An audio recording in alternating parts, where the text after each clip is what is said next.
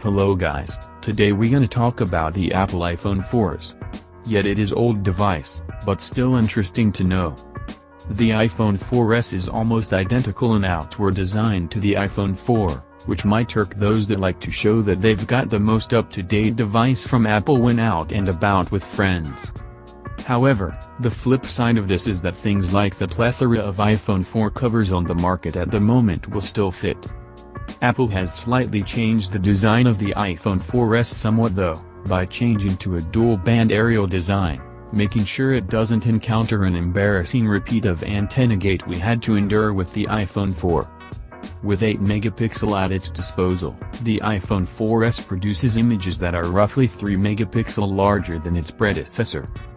But Apple hasn't just squeezed a few more pixels onto the sensor, it's used a new sensor design that has larger capacity pixels.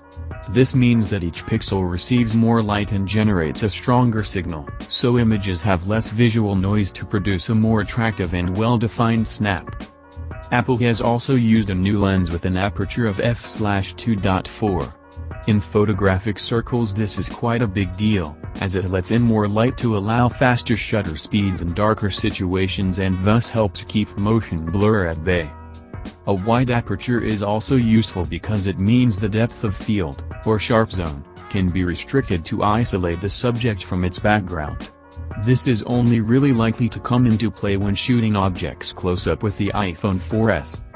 Let's make no bones about it, the iPhone 4S is one of the best phones on the market at the moment, and the best thing Apple has ever created.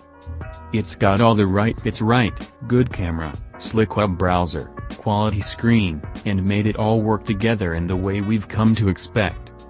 Some people might be disappointed not to have seen the fabled iPhone 5, with the larger screen and new design, but the iPhone 4S is more than enough to keep Apple fans happy.